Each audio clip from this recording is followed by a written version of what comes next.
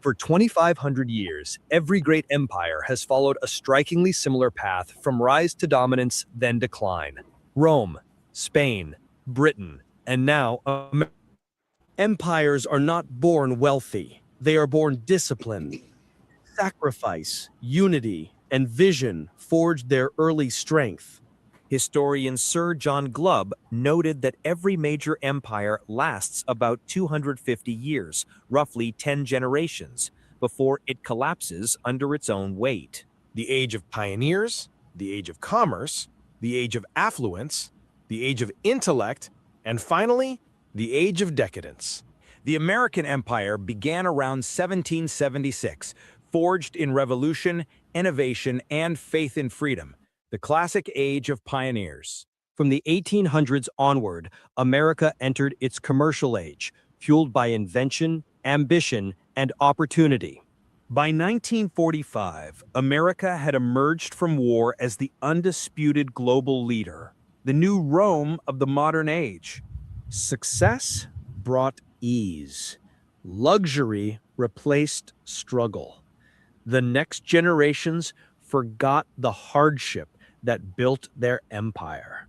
History whispers, every empire reaches a point where wealth turns into weakness and innovation into arrogance.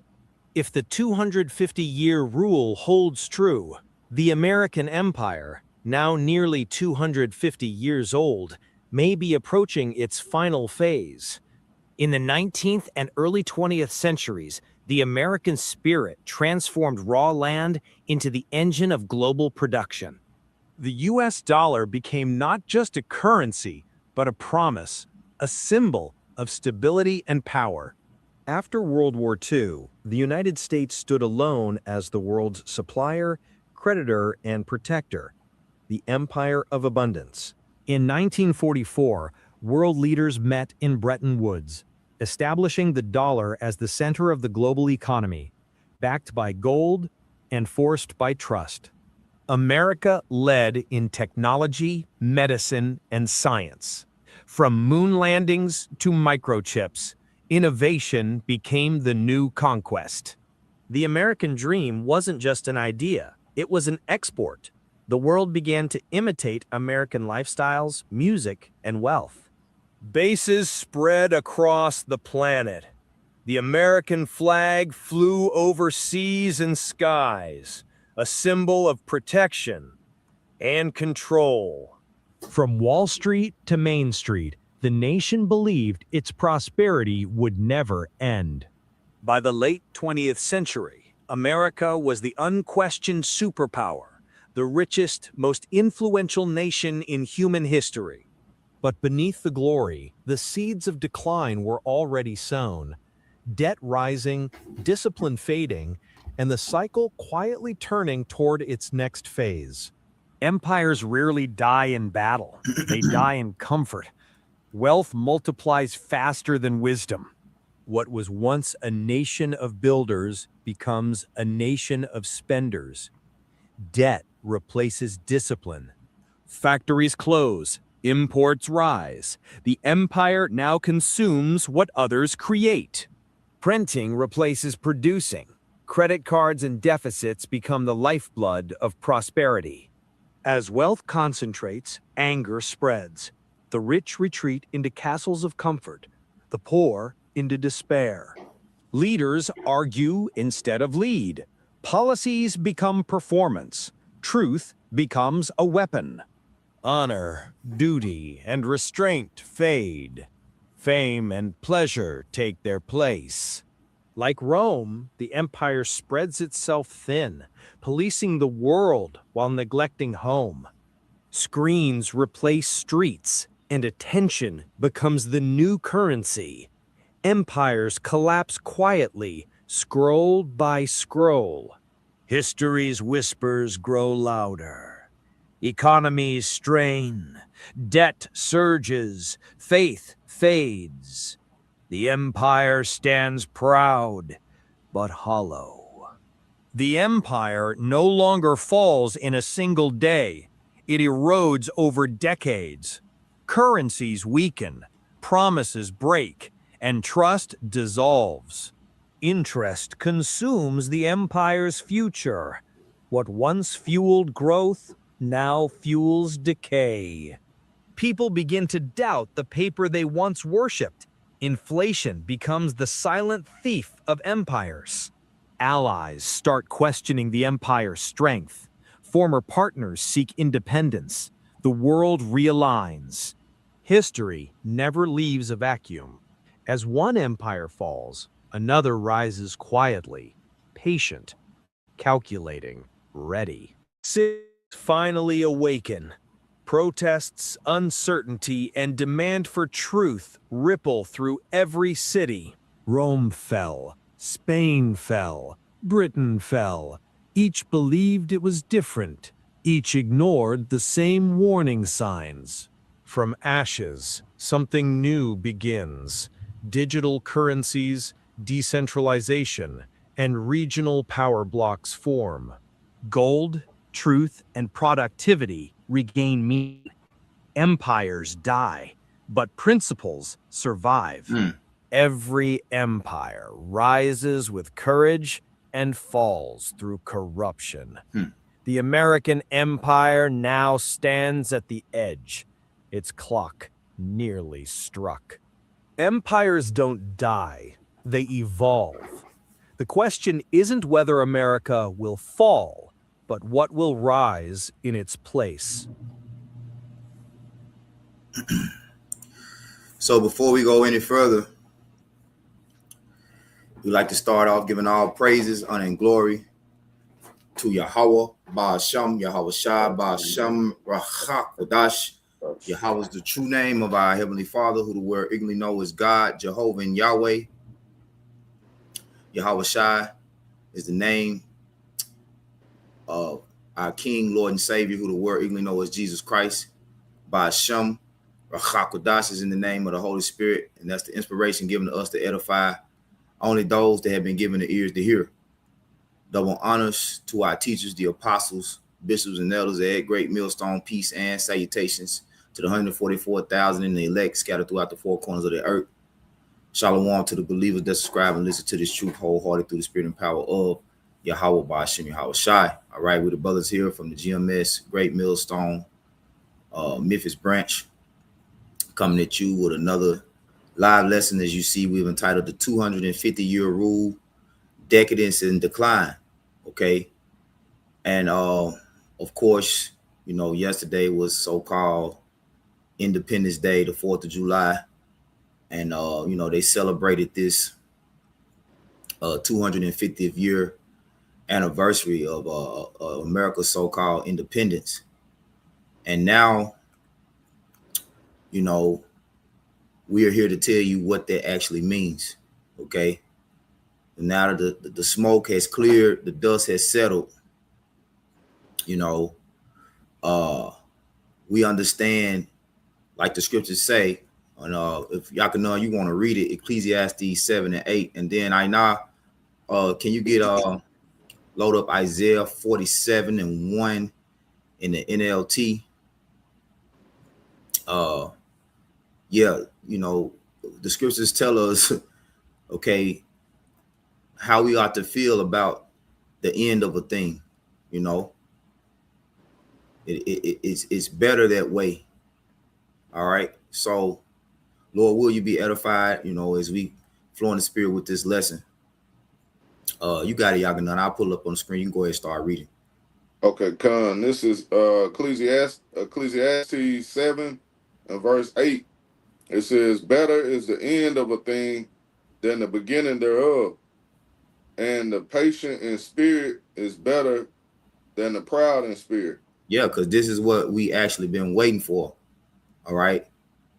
For even more so longer than 250 years.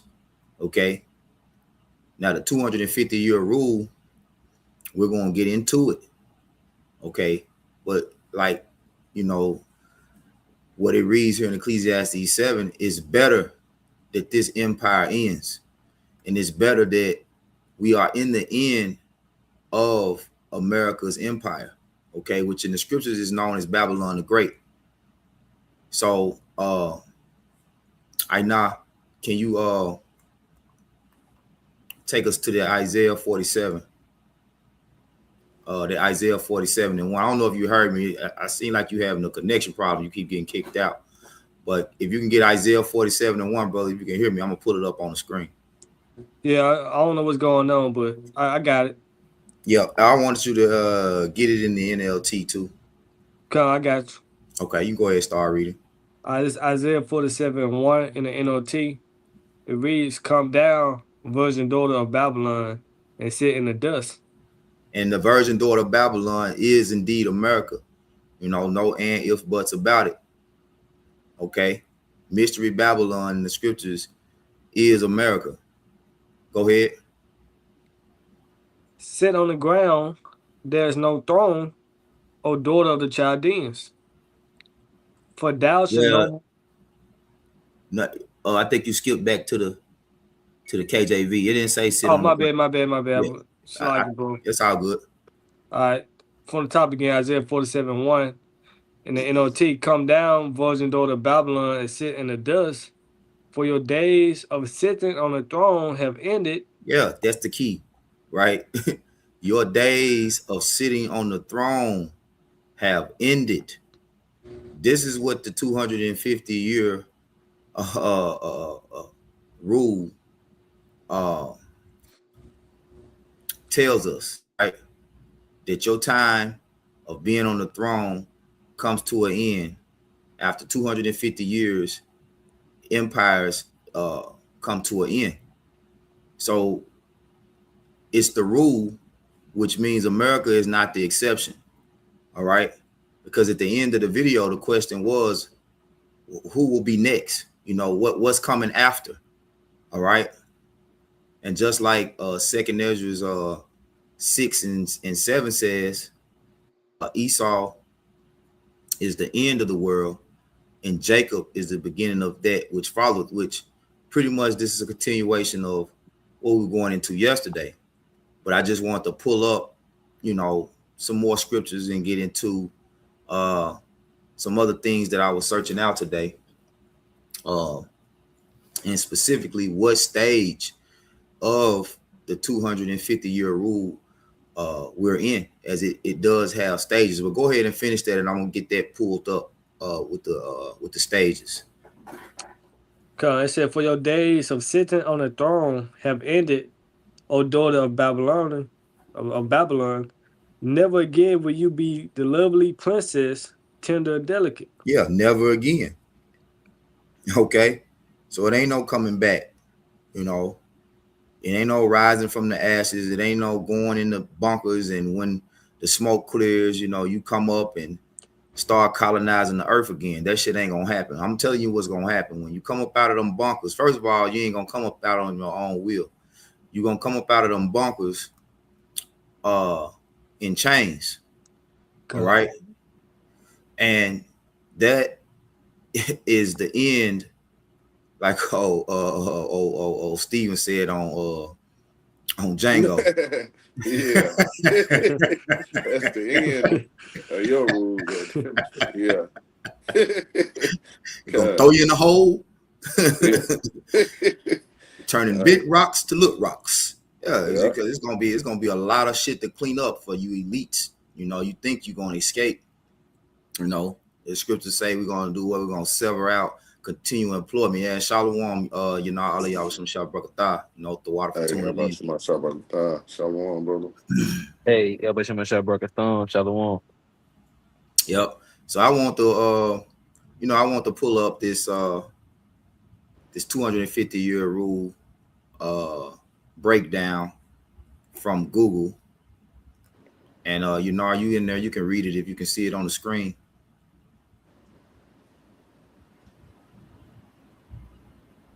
Yeah, it said the 250-year rule is a historical theory suggesting that great empires and civilization lasted an average of 250 years, or about 10 generations before collapse. Yep. Hey, you keep going. Okay, it said seven stages of empires. It says, one, the age of pioneers. It Yep. says two, the age of conquest. Three, the age of commerce. Four, the age of influence. It says five, the age of intellect. Now, Baba Six, Kushah, the Baba age. Kushah, So like, Baba Kushah, right? We're gonna deal with 5, 6, and 7, right? Now, 5, right, which represents power, right here it says the age of intellect, cultural and intellectual achievements flourish. Now we bring this out all the time, but we're gonna keep bringing it out. We're gonna keep drilling it and drilling it and drilling it in our people's heads until they either get it with this word or they get it with the missiles, right? So we're gonna come back to that. And Yakanan, give me I'm gonna pull it up on the screen. Let's go to Jeremiah, right? Let's go to Jeremiah 51 and verse 7. And also Aina,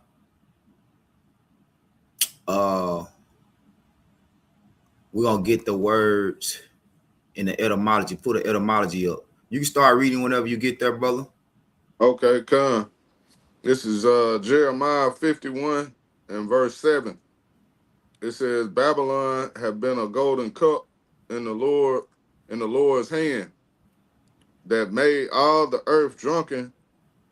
The nations have drunken of her wine, therefore the nations are mad.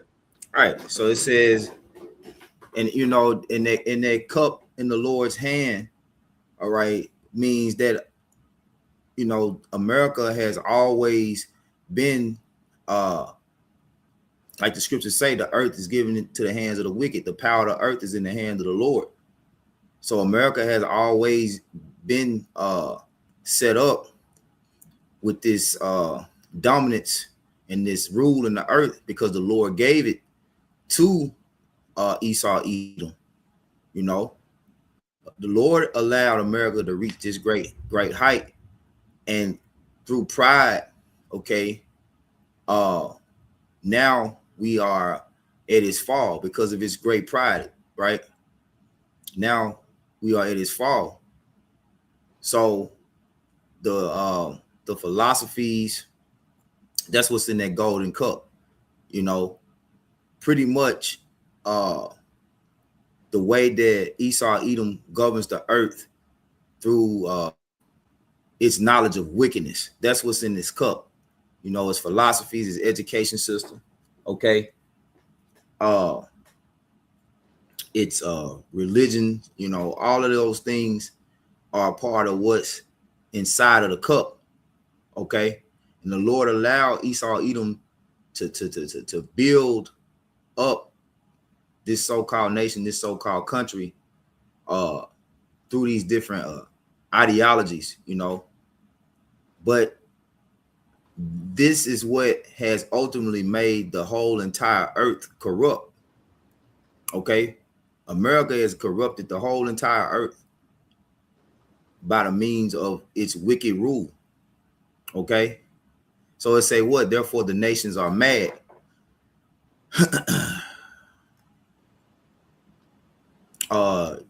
You got that word "mad" in the etymology, I know. Yeah, come, I got it. Okay, Con, if y'all both got anything to add, go ahead, roll with it. Yeah, this is man in the etymology. It said disorder in intellect. Yep. Which the 250-year rule, all right, it said the 7 stages, number 5, which is 5 represents power, right? It said the age of intellect. Okay. So this was the height. All right. It said cultural and intellectual achievements flourish because of intellect. Now click on intellect and I'm gonna pull it up. Right. You talking about intellect and etymology? in the etymology, right?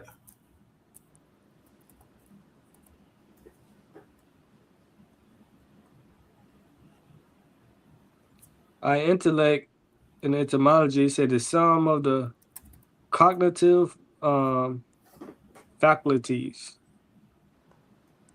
Yeah. Then they say except the sense or sense and imagination, the capacity of reason and truth. The capacity for reason and truth, late 14th century, intellectual capacity. Yeah. Discernment. Go ahead. Okay, discernment, a precipitation. No, perception. So I Yep. got perception, understanding, Yep. now use of a past pot. Man, boy, sluggy. Yeah, yeah. You don't gotta read that. It just say to understand, discern. Yep. Just jump down where it say to understand, discern, and then Yeah, it say see intelligence, and we're gonna click on intelligence. yeah, Right? to understand, discern, see intelligence. Yep. So we're gonna read it one more time from the top, right? From the top. Yeah, and then we're gonna click on intelligence. Well, I want you to read through it again one more time. Babu Shah. Okay, it said the sum of the cognitive faculties Yep. is self sense or sense and imagination, the capacity for reason and truth. That's key. That's what we want to highlight. The capacity for reason and truth, right? So it was a time, which we was quoting this yesterday, where they knew that a thorough understanding of the Bible, right? And look, who quoted that? Let's fact check that. Who was that? Was it Franklin Roosevelt or was it Theodore Roosevelt? Let's see. Theodore Roosevelt, if I'm not mistaken. Right.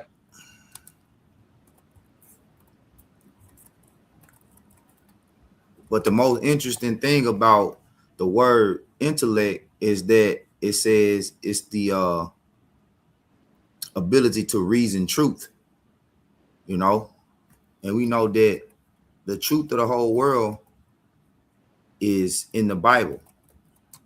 When y'all brothers find it, let me know.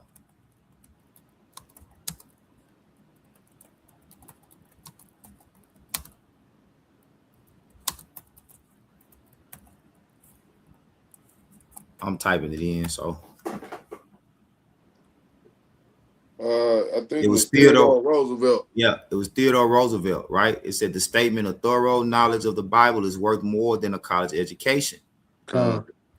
So why did they set up colleges as the standard of success in America?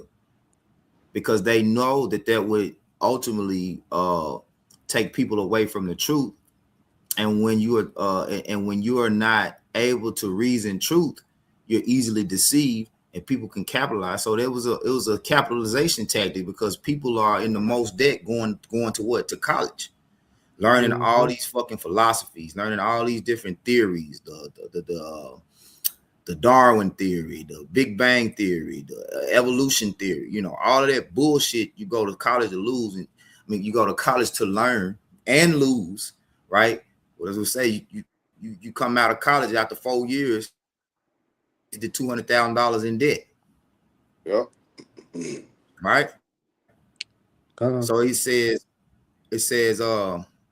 yeah, the statement of thorough knowledge of the Bible is worth more than a college education comes from the U.S. President Theodore Roosevelt and has been echoed by notable figures such as Robert Millikan and Benjamin Franklin. It said it reflects the belief that deep familiarity with the Bible can provide a foundation for wisdom, hope, and hope that transcends the scope of formal education. You see that? So this is why the nations went mad, is because they went away from the standard of the Bible, which is the standard of truth. Okay. So we still got the etymology pulled up on the screen. I know. You can tap into this word intelligence, right? Yeah. Okay. So it say the intelligence and the etymology late 14th century, the highest faculty of the mind. The highest faculty of the mind. So if you don't have a thorough understanding of the Bible, which is the mind of who? Yahweh Bashim Yahweh Shai, the Most High, then you don't have true intelligence. And this is why the people are mad. And Esau, what is he going into now? The age of artificial intelligence, which is ultimately the age of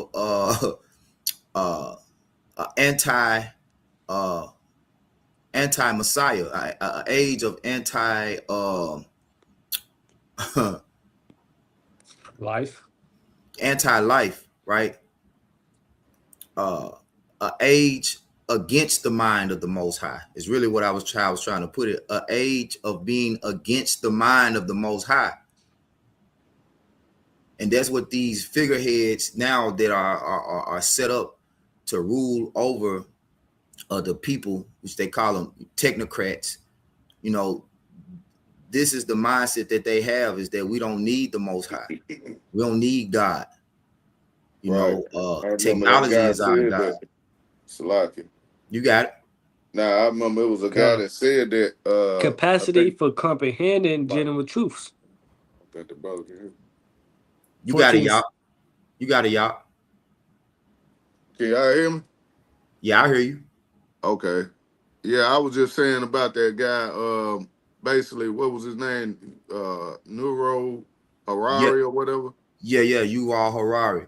Right. Yeah, he was just talking basically what you were just saying about, you know, how you can make the Most High as mad as you want, you know, thinking, you know, that this AI technology, you know, is the new wave. You don't need the Most High. Yep. And that's madness. That's the definition of madness, man. Yep. But you got it right now. You can it say capacity for comprehending general truths. 14th century faculty of understanding, comprehension, understanding, knowledge, power of discerning, art, skill, taste, discerning. Yep. And that's why America is on a rapid decline. Okay. It's like the average American has no skill set. Neither do they desire to have a skill set. It's just straight up laziness, you know. We've come to a time now where there's absolutely no discipline. You know, you got which they broke it down in the video. You know, you got people are so ready to be entertained. You know, you got all these devices. You know, you got the smartphones, you got all these different social media platforms. You know, you can be in a room full of people and everybody on their phone. You know, so this is the definition of madness. Okay, when you go into it, and to sum it all up, you know, what it said, mad means disorderly in intellect. You know, so the whole earth is out of order, and that's why Babylon has began this rapid fall. Okay, so going back, unless y'all brothers had something going back, you know, Allah, we're gonna get the rest of that 250-year rule from Google. You brothers have precept, anything they want to add? I had one in you got it. Job. All right, you got it, bro. Okay, it's loading up. Was it Job what? 14:5. Okay, go ahead. Yep, this is Job 14:5. It says, "Seeing his days are determined, the number of his months are with thee. Thou hast appointed his bounds that he cannot pass." Yep. And that's just one step closer with this 250-year rule. Is just another step closer to, this man's kingdom going down, because we understand, like, been going into that, what a kingdom only has most likely 250 years. So with this wicked kingdom that Esau Edom is running right now, he's at that period. So we're looking for the decline now, on the back half of it. Yep. Yeah. Beautiful point, bro.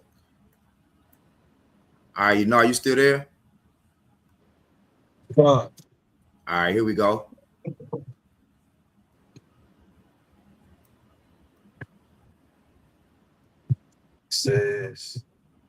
It says the age of intellect.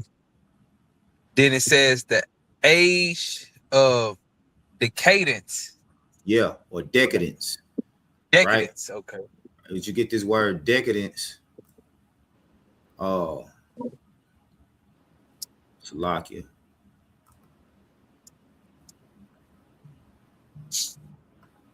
Yeah, you get this word decadence.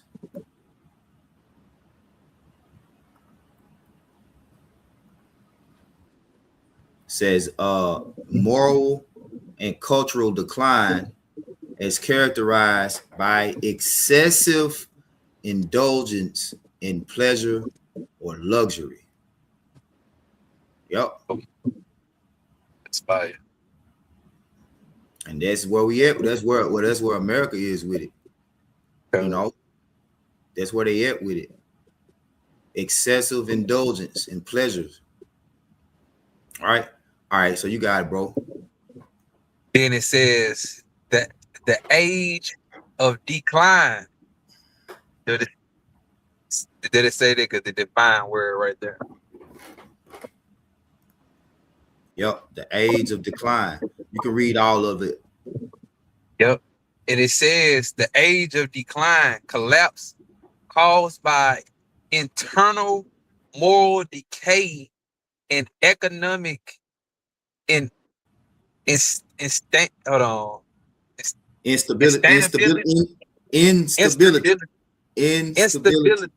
Yep. Economic instability rather than military defeat. Yeah. So, like in the video, it say you got America, military going to war all over the world. Meanwhile, within the American economy, it's full of corruption and moral decay. Right? Let me add Ainat back in there. I think he got kicked out. Yep. Yeah, it's full of moral decay, man. So we get this scripture right here, Proverbs 28:2, in the NLT, right? Brother can put it up.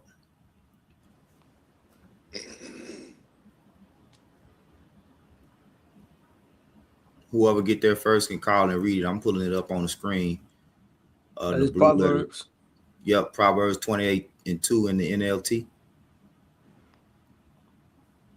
Yep.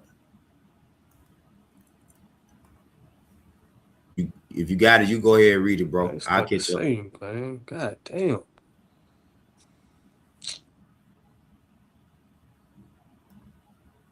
Messing with your feed. Yeah, it's like it kicked him out. I know I'm on this stream, yo. Let me see. It might kick me out if I try to double screen it, but I try to request it. Like I could just read it off right here for you. Yeah. Go ahead and read it. We'll yeah. I got it up on the screen. Con. This is what precept this is? Proverbs 28:2. Okay, this is Proverbs 28 and verse 2 in the NLT, the New Living Translation. It says, when there is moral rot within a nation, is government topless easily. Yes, say topless. So like it topples easily. Yep. But wise and knowledgeable leaders bring stability. Come on, man. Yep. Right. So when you say topple, it says overbalance and become unsteady and fall slowly.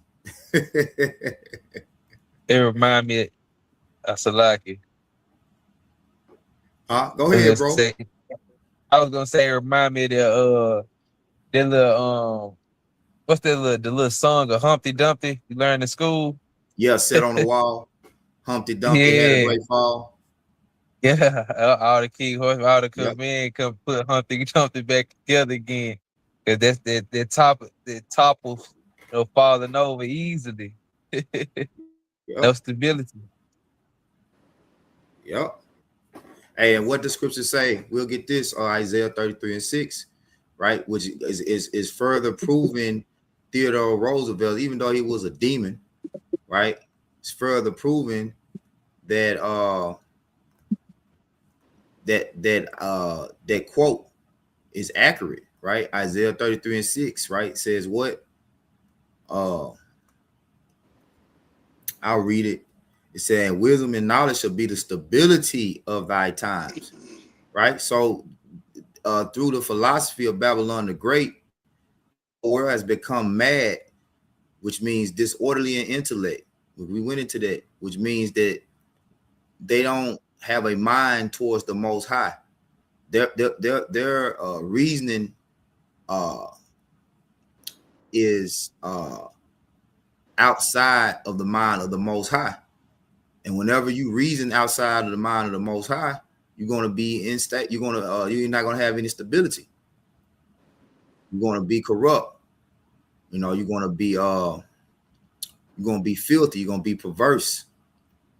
You're going to lack judgment. It says, and wisdom and knowledge shall be the stability of thy times and strength of salvation. The fear of the Lord, Yahweh, Bashim Yahweh Shai is his treasure.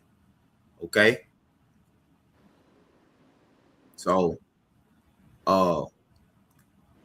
there's very few individuals, which is ultimately the elect of the nation of Israel, who truly have that fear in these times and going to remain stable. All right. And they're going to operate outside of this this disorderly intellect, you know. So the question was, so in the video, the question was, who's coming after the fall, right? What happens next after when America falls? What's happening next? Where the Lord is going to exalt. It say the Lord said he shall exalt the horn of his people. So I go here to and y'all can know, you can read it. The brother want to ask. I'm gonna pull this up. Okay. From is it First Samuel?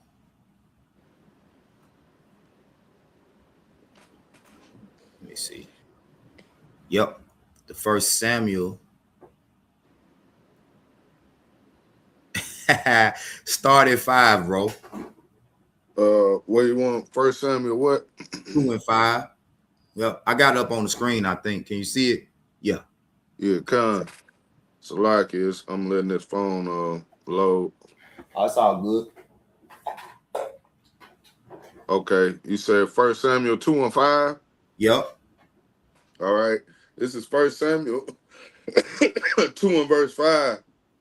It says, they that were full have hired themselves for bread. Read it again. It says, they that were full have hired themselves for bread. Read it one more time. They that were full have hired out themselves for bread. Yeah, they hired themselves out, right? So I just want to see something real quick, right? I ain't gonna change the screen. I just want to see something real quick, right? I just want to see what that means. I want to see what they say that means.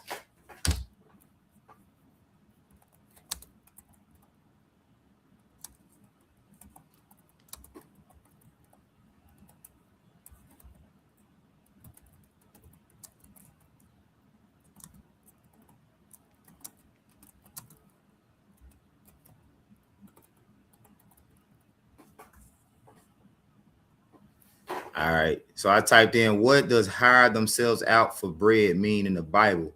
It says, hire themselves out for bread describes a sudden, drastic reversal of fortunes.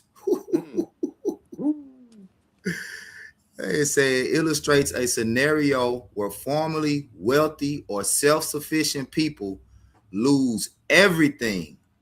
Man. Hey, that remind me of that movie Trading Places. You remember Yeah, Eddie man, Murphy. they was on top of the world until Yeah. until the end, and went broke. Just like that. Yep. So Hey, hey, that's the same way the Lord gonna hit these Edomites, man. They on the elite Edomites, the ones that's on top right now. They're gonna be through. And what happened? now you cool. I think I gotta. You still there? Yeah, I'm still here. Can you hear me? Shit.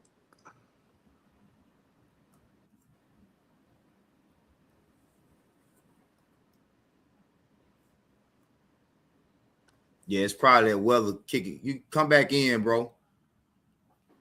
Okay. You can hear me now?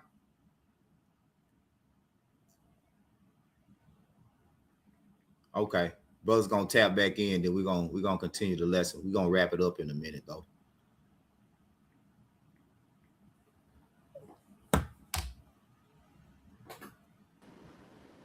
Yeah, probably that weather got the connection fading out. Is it storming over there on your end? Yeah, yep. Yeah. I told the brothers to tap back in. Now you go ahead, bro. You were saying something. Shit, Salaki, I lost my point, bro. Yep. You want me to finish this out in this First Samuel? Well, I'm reading this from the Google, right? I'm gonna finish this. Oh, so back to what does hire themselves out for bread mean in the Bible? It says hell is that?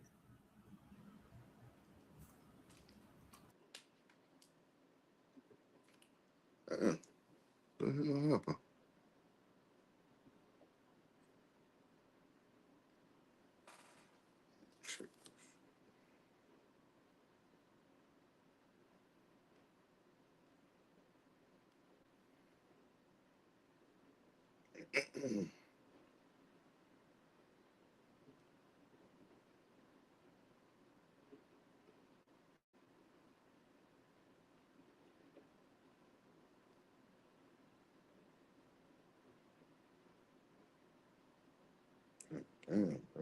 What the fuck happened?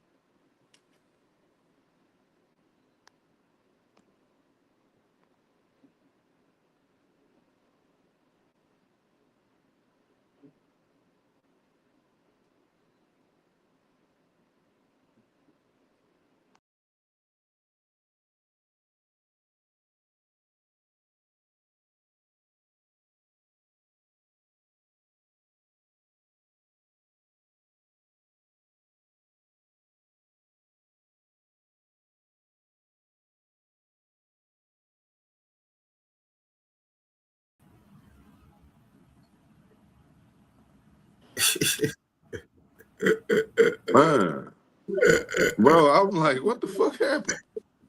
Hey, he just kicked everybody out. Salagi, bro. I think we back live now. But he just kicked me out. He just shut down the whole thing, bro. I had to start all the way over. But shit. I ain't know what's Hey, you don't like storming. you talking about his kingdom coming down, do it, man. he mad. He mad, boy. He mad. He mad. Hold on, bro. Let me pull this back up. Hey, can y'all brothers hear me? I hear you, bro. Yeah, Okay, good. Let's see, bro. Oh yeah, he working. He working. All right. So let me finish this. So okay, back from the Google AI overview of what does hire themselves out for bread mean in the Bible. It says hire themselves out for bread from 1 Samuel 2 and 5 describes a sudden, drastic reversal of fortunes. It illustrates a scenario where formerly wealthy, self-sufficient people lose everything and are forced into manual labor. Yeah, your ass going into slavery. See, they know. That's the thing. Like, your technology knows your downfall. Just like the brother had ChatGPT, asked ChatGPT if he could come and live on Earth. What you ask him out? Who would he want to come back and be? What people would he want to come back and be? Well, it was like I seen that on social media. Somebody asked that question and it said African American. He come back as an African American, Yeah, and yeah. then you know Esau was mad, but heard about that. He want to counsel ChatGPT. Damn. But why would ChatGPT say that when the Edomites, the so-called white man, he winning? His fortunes, he has the upper hand right now. But it's about to be a sudden, drastic reversal of fortunes. This would His own AI device can see that. he like, hell no. Yeah. I don't want to come back as Esau. Hell no, this ain't the time to be an Edomite. You see the file is written. Hey, his home technology testifying against him, man. So that show you how cold the Most High is. But I'm gonna finish this. It says they're gonna lose everything and gonna be forced into manual labor just to survive and afford basic food, right? It says divine sovereignty. It emphasizes that the Most High is in complete control of human circumstances, material wealth, and social status are never guaranteed, and the Most High has the power to humble the proud and lift up the lowly. Man. Hey, that's hey man. Call Allah Yahweh Shemi Hawashah. That's all I can say. Yeah. So y'all have any precept, anything to add before we go back to that 1 Samuel 2?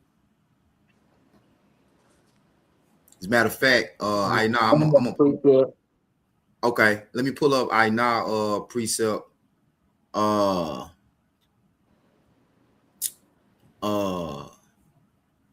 As a matter of fact, let's start here. Yeah, pull up Psalm 75.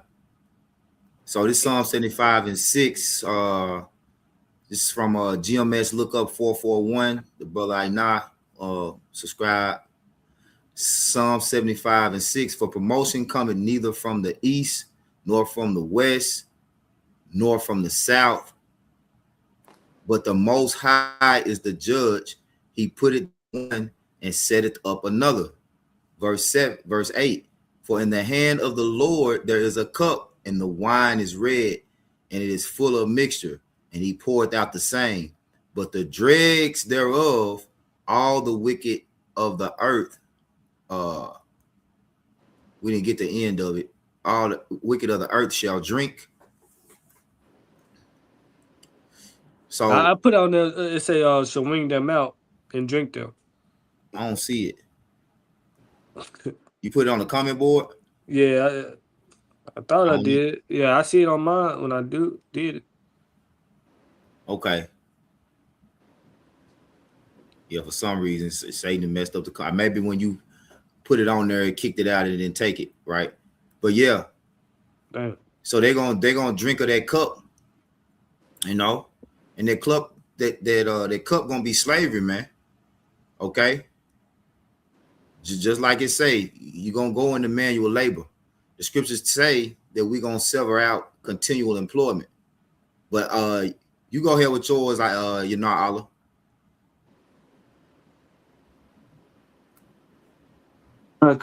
This is Acts chapter 1 and verse 6. It says, when they therefore were come together, they asked of him, saying, Lord, wilt thou at this time restore again the kingdom to Israel? If I may add, Come on. yeah, just going back into the over the Google AI overview that you had for First Samuel, it talked about that divine sovereignty, that the Yeah, Most High He in control, and that's also what we're waiting on, the kingdom of Israel to be restored, to be given unto us, because yep, the 250-year anniversary, even though they celebrating what they celebrating their downfall, that's you it. know what I'm saying? And the ultimate what the restoration or restoration of the kingdom of Israel, you know what I'm saying, unknowingly. Yep, that's exactly what they're doing. You Yeah. know, And they it's don't in know. the like it. They don't know. Just like in Psalms, not Psalms with Saki, Jeremiah 50, when you read it in the AMP, it say the nations who are unknowingly the weapons of the Lord's wrath. They don't know they're the weapons of his indignation. So uh, the bar always say the most high got them in the trick bag. Yep. Yep. Is it more? Or that you had something else? Anybody had something else? We're gonna go back to I just first. had looked up, how long. Well, we always speak on this though. It says how many years has America been at war? It Yeah. says the United States has been at war for about 225 of its 250-year existence. So Yep. the whole time, this country has been established. They've been doing nothing but war, Destruction. destruction. Hey, the scriptures speak about how this man was set up to take peace away from the earth. Yep. So, Revelation. yep, we're just seeing this man's fall continue. Like the precept you brought out yesterday about what was that? Sirach 25:7.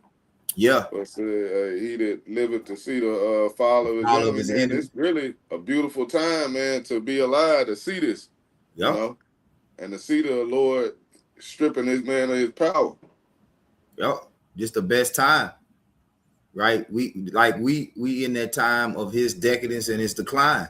This is the best time because we are witnessing that this kingdom topple, that slow fall. But you know, it's actually speeding the fall, like the closer that fall gets to hitting the ground, the fastest, you know what I'm saying? Like when it comes from the Mm-hmm. top, it's like it's taking forever. But then Slow. yeah, It's once picking up it speed. after that, after it gets like on that certain angle, then it just come Yep. on, it just come on down. So we at the point where it's about to start rapidly declining. The Lord about to speed this thing up, man. And now you still there? You can hear? I'm still here. Okay, con, good. All right, so we're gonna go back. Yakanan, you can pick us back up. I Okay. had one more precept. Okay, I go to it. Where is that? Isaiah 51 and 22. All right. Really started at 21 because you speaking about that cup, Yep. and the Lord is about to transfer that cup into the hands of our enemy. But this is Isaiah 51, start at verse 21 real quick, because it says, "Therefore, hear now this thou afflicted and drunken, but not with wine." And it's not literal with wine, but it's about to tell you, verse 22. Thus saith the Lord Yahweh, by Hashem Yahweh Shai, the Lord and thy power that pleadeth the cause of his people, which are you so-called Negro, Latinos, and Native American Indians. It says, "Behold, I have taken out of thine hand the cup of trembling, even the dregs of the cup of my fury. Mm. Thou shalt no more drink it again." Verse 23, "But I will put it into the Hey, hand of..." that's why Salakia. That's why we started off with better is the end of a thing, because this is the end of our captivity. We ain't drinking of that cup no more. Yep. Now it's time for Esau, the wicked, the devil, to drink of that cup. Verse 23, it says, but I will put it into the hand of them that afflicted thee, which have said to thy soul, bow down that we may go over. And thou hast laid thy body as the ground and as the streets to them that went over. Mm. The Lord about to take that cup out of our hand. Again, like you speaking on what they about to get that cup, which is what the curses, Slavery. the Lord's Yep. slavery, the Lord's Captivity. Yep.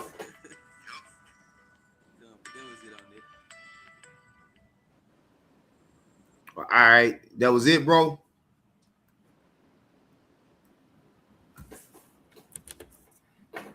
Yeah, that was it. Okay. All right. The water. Beautiful point, man. That was a good precept. So, all right, we're gonna go back to 1 Samuel. Y'all. Okay. Yeah, Con. This is 1 Samuel. Let me highlight it. 2 and 5. Yeah, this is 1 Samuel 2 and verse 5. It says, they that were full have hired out themselves for bread, and they that were hungry ceased. So the barren had Salakia, so that the barren have borne 7, and she that have many children is wax feeble. Keep going. Yeah, Con. Read it all the way down to 10. Okay, Con. It says, verse 6. The Lord, Yahweh Shema Shai, killeth and maketh alive. He bringeth down to the grave and bringeth up. The Lord maketh poor and maketh rich. He bringeth low and lifteth up. He raiseth up the poor out of the dust and lift up the beggar from the dunghill, to set them among princes and to make them inherit the throne of glory. Right. The throne of glory. So, the brother was just reading Acts, just as in the beginning we was reading Isaiah 47, going into there's no more throne for Babylon the Great. Now it's time for the throne of glory to be set up. You see, the throne of glory is the everlasting throne, the eternal kingdom. Ain't that, see, you got that thing they say, you got the exception to every rule. There's always an exception to every rule. Well, Israel is going to be the exception to the 250-year rule. We're not going to be subject to a time of rule, a end of our reign. It's going to be forever, and that's why that's what the throne of glory is. That's the rule underneath Yahweh Bashim Yahweh Shai, where his people are going to be immortal and rule in righteousness forever. That's the throne of glory. That's what he's about to set up. So that's the answer to that question from the video. What's next? The throne of glory. Mm-hmm. You got it, bro. Yep. It says, for the pillars of the earth are the Lord's, and he has set the world upon them. Mm-hmm. It says, he will keep the feet of his saints, and the wicked shall be silent in darkness. Yeah, the saints are the Israelites, and the wicked is Esau, Edom. Go ahead. For by strength shall no man prevail. And that's what Esau, Edom, he's banking on his riches, the strength of his riches, the strength of his military. He's banking on his own strength, but it's already set up for him to fail, because the Lord say no man can prevail off of his own strength. Mm-hmm. Go ahead. Last one.